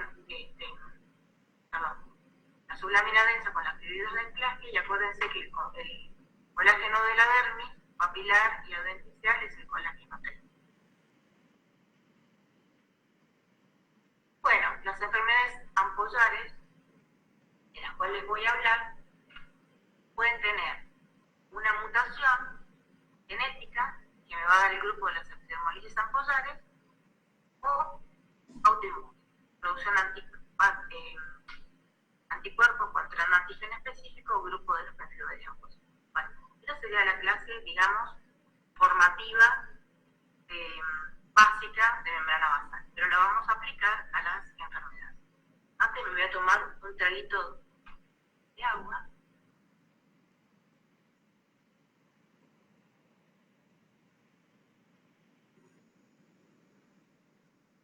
¿Vamos bien con la clase? Bueno, vamos a continuar entonces con la clase.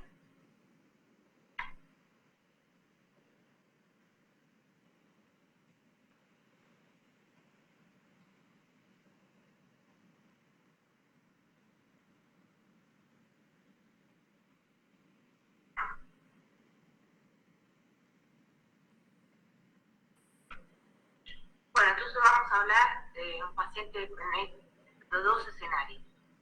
Un paciente con ampollas que en general es un recién nacido de origen genético, y tenemos el grupo de las epidermolisis ampollares. ¿Sí? Es donde la ampolla es intraepidérmica, tenemos las epidermolisis ampollares simples, donde la ampolla se hace a nivel de la lámina lúcida, tenemos las epidermolisis ampollares de la unión, y donde la ampolla se hace en la sublámina densa, que es la enfermedad, la distrófica. Bueno, el grupo de epidermolisis ampollar es un término acuñado por Kepner, que viene del año 1886 y se sigue utilizando en la actualidad. El pionero en este campo fue Bergson en el año 1962, que desarrolla el primer sistema de clasificación de las epidermolisis ampollares a través del microscopio electrónico y el clivaje que había en la lámina lúcida. Definió tres tipos principales de epidermolisis ampollares, y que es la que se sigue utilizando en la actualidad, a la que se agrega un cuarto tipo, que ya veremos. En la década de los 80, con el desarrollo de la inmunofluorescencia y el advenimiento de los anticuerpos monoclonales y policlonales, se pudieron determinar varios subtipos de epidermolisis ampollares a través de estos patrones de tensión antigénica. Ya tenemos a nuestro querido César Milstein, junto con Kohler, que participaron en el descubrimiento de los anticuerpos monoclonales. Este es el trabajo original de Persson, donde él publica los tres tipos principales de epidermolisis ampollares, basándose en el estudio con microscopía electrónica y en el punto de clivaje donde se producía los inmunoreactantes, porque se podían marcar con oro. Entonces, inmunoreactantes no, donde estaba el despegamiento, acá es genético, me equivoco. Entonces tenemos tres tipos principales, que son de la unión, ¿sí?, que es intraepidérmica. Después tenemos las que se producen a nivel de la lámina lúcida. La intraepidérmica es la simple, de la unión es la que se produce en la lámina lúcida, y la distrófica es la que se produce debajo de la lámina lúcida. Ahora lo veremos bien. Los trabajos de Brigham, de epidermolisis ampudar distrófica, en este caso, que es excesiva en este ejemplo, una piel normal, y acá donde tenemos el queratinocito, los filamentos intermedios de queratina, los semidesmosomas y las fibrillas de anclaje están destruidas. Estos son el grupo de la distrófica. Bueno, epidermolisis ampudar es enfermedad rara. Esto después lo van a ver con detalle los años venideros. Hay más de 1000 mutaciones, pero hoy por hoy persiste. Hay dos clasificaciones. La primera categoría son las formas clásicas, ¿sí?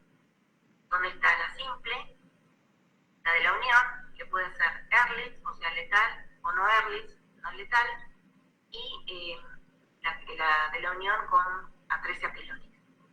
Después tenemos las distróficas.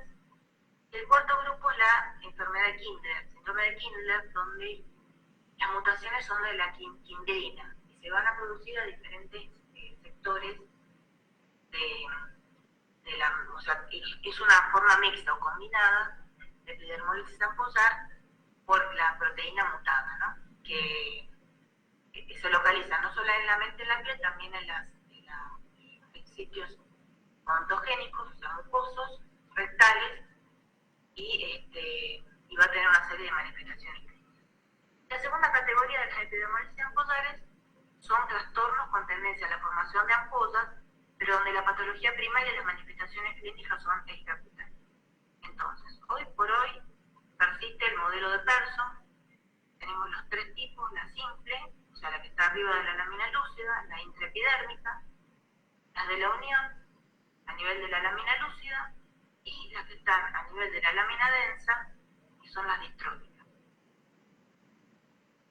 Es un trabajo de la revista Dermatología Argentina, donde habla del manejo que se hace, pero fundamentalmente me interesó porque nosotros tenemos de DIGEA, donde es un centro de investigación que está gestando sistemas de registro de esta patología y de otros, y realiza el estudio genético. ¿Sí? ¿Cómo se estudian a los pacientes con epidermolisis ampullar? Básicamente a través de un examen clínico exhaustivo, anamnesis completa, y se hace la toma de biopsia de piel para hematoxilina y eosina, para inmunofluorescencia, pero el diagnóstico final se hace por estudio genético.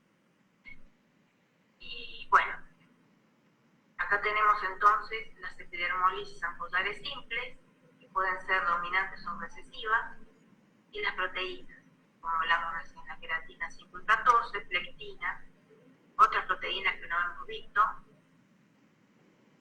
y autosómicas recesivas, las C151 que vimos, las de la unión, que pueden ser Ehrlich o no Ehrlich, y asociada a atresia pilórica, donde la lesión está a nivel de la lámina lúcida. Las distróficas, donde están mutados colágeno 7, y Kindler, ¿sí? Donde se va a múltiples niveles, o sea, por eso combinada, puede ser intraepidérmica a nivel de la lámina lúcida o la sublámina densa, y está esta proteína mutada, la quintrina.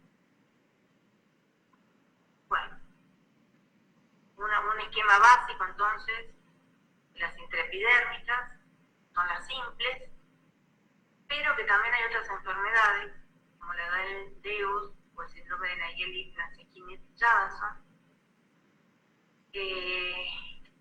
Después acá con plectina puede aparecer o no asociada a distrofia muscular o atresia pilórica.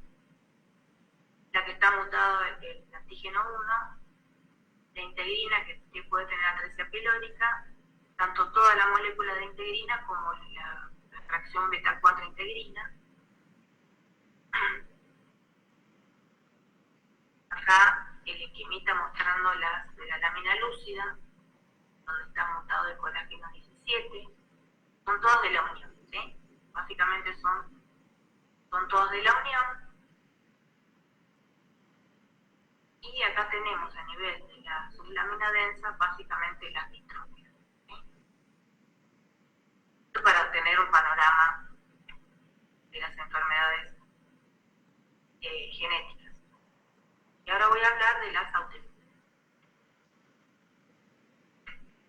Este esquema sacado de la revista de Dermatología Argentina, vemos el pemphigoide de ampollar, que es el arquetipo, y fíjense cómo se repite el antígeno 2 del pemphigoide de ampollar.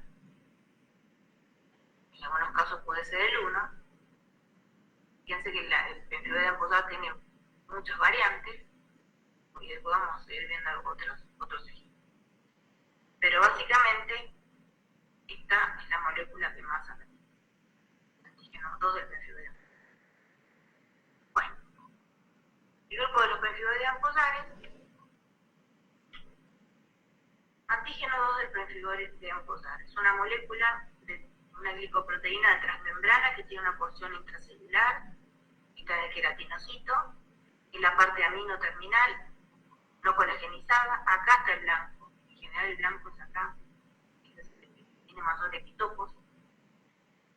Después tiene un dominio que va a atravesar la lámina lúcida, es una parte colagenizada, fundamentalmente constituida por colágeno 17, de ahí que se le diga colágeno 17, que la parte carboxiterminal se conecta con la laminina 330. Bueno, pemphigoide de ampollar generalmente es una enfermedad de la persona mayor, aunque se puede ver en niños. Y fíjense lo que le decía, si el sitio es urticado, como está acá, en los casos grandes se hace de costadito. Y acá se podría biopsiar toda la vesícula. Vamos a tener una ampolla rica en células, como vemos acá. Y la célula vedette es el eosinófilo. Pero si se hace una biopsia de otro sitio que no esté picado, por ejemplo, este recién nacido, si es una biopsita de este lado que es más blanquito, la biopsia, la HE va a ser cobrencia. Y la inmunofluorescencia es el gold estándar, porque me va a permitir el 90%, o sea, tiene un porcentaje que no me va a dar depósitos lineales, tanto de IgG como de complemento en la zona de la membrana basal. Acá lo estamos viendo. Esto es inmunofluorescencia directa.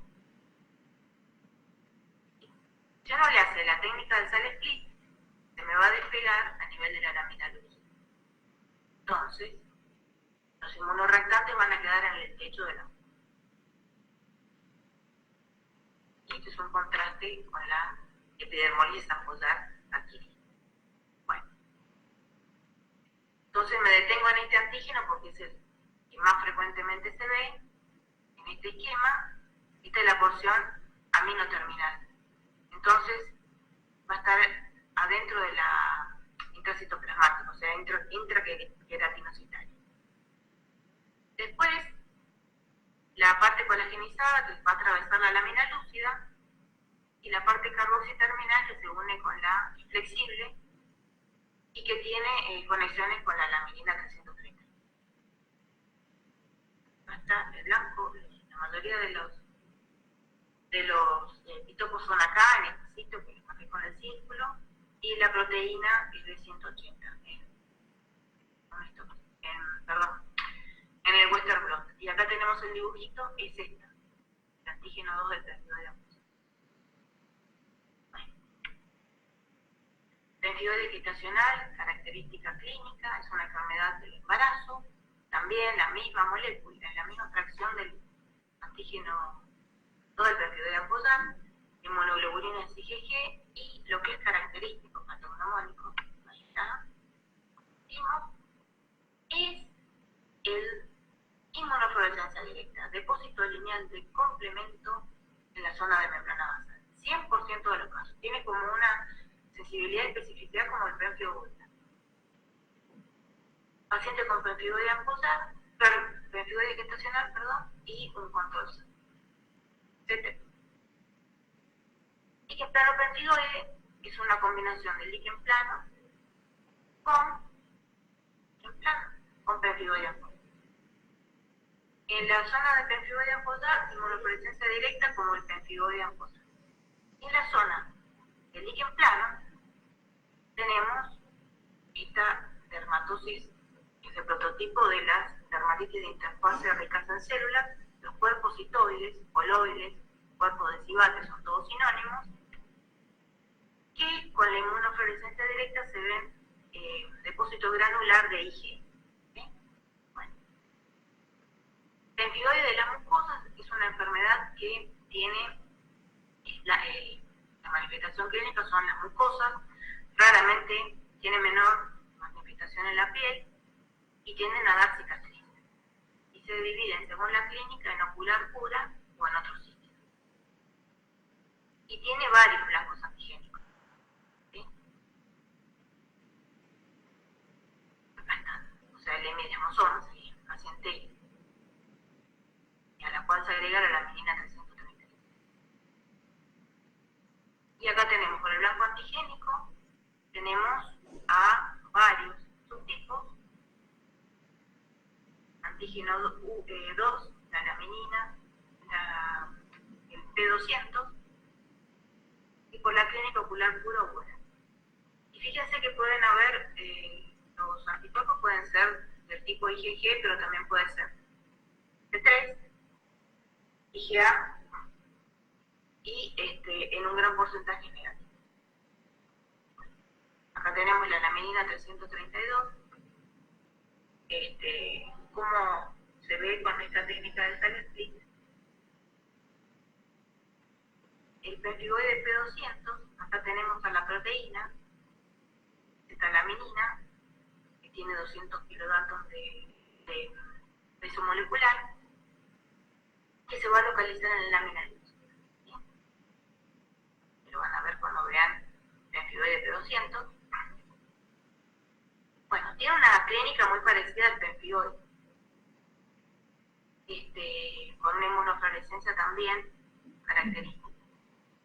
Pero acá tenemos el colágeno 4, que va a formar parte del piso de la ampolla, acá arriba.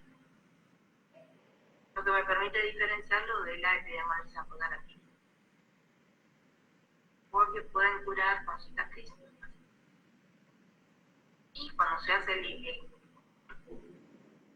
inmunoblot, vemos que la proteína que está alterada es la de 200 kilodaltons. Esto es lo que me hace el tema. Bueno. Seguimos con la epidermolis ampullar adquirida.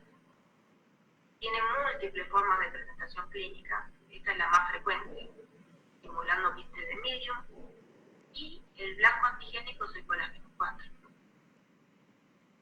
La ampolla en general es subepidérmica y puede tener infiltrados o no a predominio neutrofílico. Acuérdense de los cortes finos, donde podemos encontrar este patrón en un diente de tierra, y que acuérdense que esto se ve con inmunofluorescencia indirecta. Y también los depósitos de IgG abajo. ¿Dónde está el antígeno de la epidermolis ampullar? A nivel de la sublámina densa, y es el colágeno.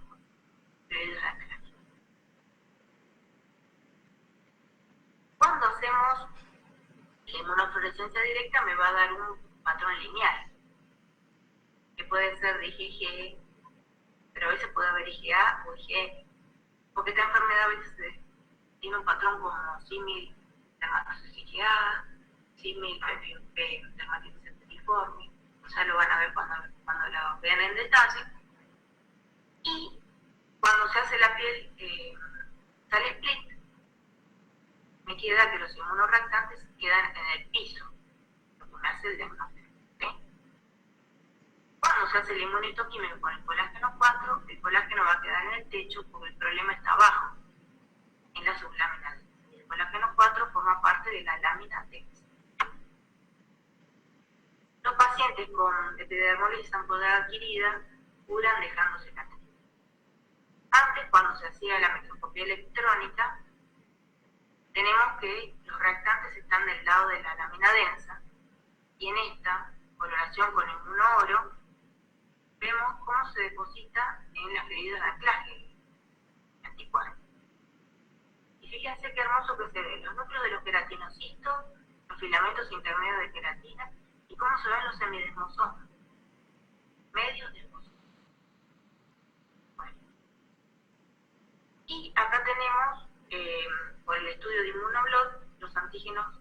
51 y colágeno 7, que son el de 290 y el de 140. Este es un caso nuestro que yo tuve la experiencia, o sea, era una paciente que tenía estas lesiones cicatrizales, con vesícula, con ampollas, y que yo biopsié de un sitio sano perilesional, pero con fibrosis, y con la piel escindida no me dio nada. No se despega el cloruro de sodio. Entonces lo llevamos a la facultad de medicina al doctor Solar, una muestra, que se lleva para microscopía electrónica en glutaraldehído al 8%. Y bueno, el doctor hizo el estudio, esto es del año 2007 más o menos, y fíjense, microscopía electrónica de una piel normal, y acá de un paciente con epidermolitis apoderada adquirida, donde están fragmentadas las fibrillas de la piel. Bueno, este caso también es nuestro, y les voy a hablar rápidamente del lupus eritematoso sistémico ampollar. Es una forma infrecuente, donde el mismo reactivo, el mismo antígeno, quiero decir, el colágeno 7, los pacientes tienen que cumplir con criterio de Less, este paciente lo cumplía, y tenía estas ampollas localizadas en distintos sitios, algunas vesículas. El infiltrado es neutrofílico, como la epidermolitis ampollar, o sea que es indistinguible de la misma, pero bueno, tiene una clínica categórica. Los neutrófilos, el despegamiento, o sea, este del sal split, donde va a quedar los inmunoreactantes en el piso de la fosa. Pero curan sin dejar cicatriz. Después tenemos la dermatosis IgA lineal. En general son pacientes pediátricos. La ayuda que tienen en estos casos es que el anticuerpo es la IgA, y tienen varios blancos antigénicos, donde el más frecuente es el antígeno 2 del péptido de ampollar, con esta fracción, la amina, no colagenizada, pero hay otros antígenos, la laminina 331, el antígeno 1 del péptido de ampollar, la proteína 285 o el colágeno. Y de acuerdo a esto me va a dar, en general son ampollas subepidérmicas, que tiene neutrófilos. Esto es lo que me ayuda al diagnóstico, que es IgA, depósito. La clínica también es muy característica. El depósito es lineal, pero bueno, dependiendo los antígenos involucrados, cuando hago la técnica del sal split, la voy a poder tener en el techo o del lado de mi piso, por la heterogeneidad antigénica. Y para ir cerrando rápidamente, el síndrome multiorgánico autoinmune paraneoplásico, antes llamado pérfido paraneoplásico, el blanco antigénico son las plaquinas. Las plaquinas están del lado del desmosoma, pero nosotros hablamos hoy del antígeno 1 del péptido de ampollar y de la plectina. Entonces por eso lo menciono. Generalmente da un patrón histológico de pérfido, o sea, cantolítico. Cuando le hacemos la inmunofluorescencia directa, tiene este patrón en panal de abejas o interqueratinocitario, pero también combina la presencia a nivel de inmunoreactantes en forma lineal. Y les quiero transmitir que dentro de lo posible que se puede hacer en estos pacientes, inmunofluorescencia indirecta, confrontándola con epitelio transicional de rata. ¿Por qué? Porque la vejiga de rata tiene una expresión reducida de desmoleína. Son el antígeno fundamentalmente de los péptidos. Tiene gran cantidad de plaquina. Entonces, como la plaquina es el antígeno diana del pérfido paraneoplásico, me va a permitir hacer el diagnóstico correcto. Acá tenemos los ejemplos, cómo se va a ver distinción interqueratinocitaria de la membrana basal, la vejiga de rata que es positiva, y acá queda para las plaquinas, ¿sí? El inmunoblot y la inmunoprecipitación.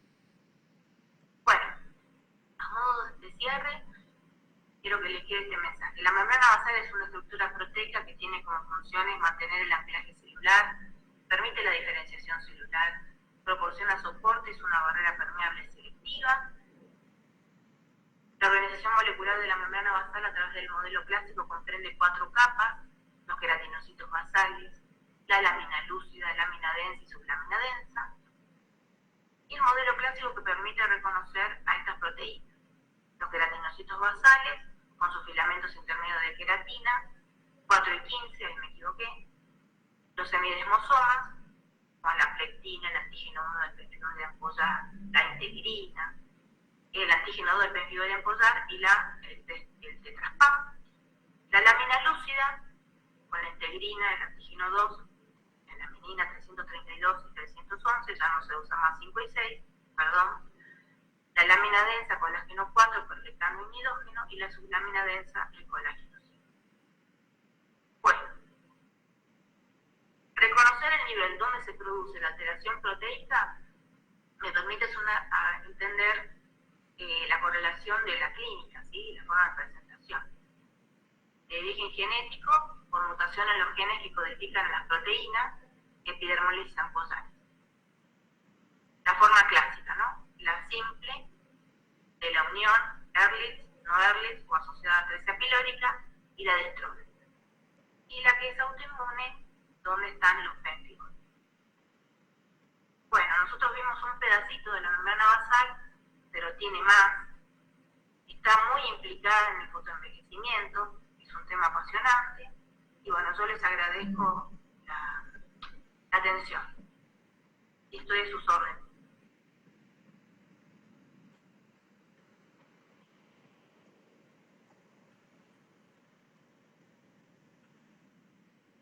Bueno, la verdad, yo no me ofrezco a contestar nada porque yo estoy agotada en esta época del año.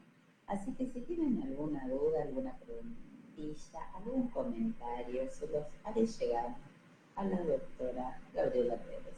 Porque la verdad que creo que la de ustedes estarán igual hoy, las cabezas, estamos a punto de explotar.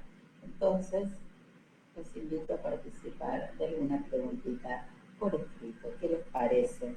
A ver, quiero verlos, déjenme ver sus caras, que ya estamos terminando el año. Sí, bueno, sí. Zulma, si está acá Zulma, tenemos la clase, así que se las pasamos, ¿sí? Bueno, Melín, la única que veo. Quiero verlos, por favor. No, pero los veo presencial y no sé quiénes son. Zulma Pasales, ¿sí? Si ellos quieren la clase. Bueno, alguna. Los otros o se cansaron, se fueron, o no sé, acá los que están poniendo la cara son las que estuvieron en la clase: Sabrina, Laura, Melín, que no sé quién. Bueno, ya nos queda poquito, la semana próxima, no, porque es feriado. El 15 tenemos la última clase con Ana Mordo. Basta, descansaremos hasta marzo. Y en marzo vamos a debutar el año con el parcial, como hicimos este año. Así que el parcial va a ser el 9 de marzo. Vayan estudiando todos estos temas. Vieron lo de recién, como les dijo la doctora Cristina San Bernardi. Hay cosas que es difícil buscarlas por afuera, por bibliografía, por hacer un compendio, ¿sí? Y fíjense que acá la doctora se lo dijo. De todas las demás sí pueden buscar. De membrana basal, y me parece que es en medio de marco el examen Natalia. De membrana basal podemos encontrar en todos lados, pero es una clase que está buena, que está completa, con experiencia de la doctora. Ella es dermatóloga y patóloga del Hospital Pena, así que yo creo que tiene otro aporte, ¿sí? Porque lo que está dando también lo da desde el punto de vista de dermatólogo. Así que bueno, si Zulma les va a pasar las 2 clases de hoy, aprovechan la ley, yo estoy en ¿Las clases de espacio, doctora? Ay, no te entiendo nada, ¿cómo? ¿Las 2 clases se las subo? Dale, sí, porque esta la mandó piel, así que no va a haber problema. Bueno, perfecto. Malena, y la veo a Malena. ¿Estás en el Malena de qué hospital sos? ¿Estás con alguien más ahí o no? ¿De qué hospital? Hablen, así las conocemos. No te escucho. ¿De dónde son? Santo Yani creo que dijeron. Ah, no se escucha nada de acá. Bueno, así las vamos conociendo por lo menos, aunque sea una vez que las veamos. Bueno, que tengan una linda semana. Nos vemos el 15 para la última clase, ¿sí? Después Zulma les manda las 2 de hoy. Chao, chao. Buena semana. Muchas gracias. Chao.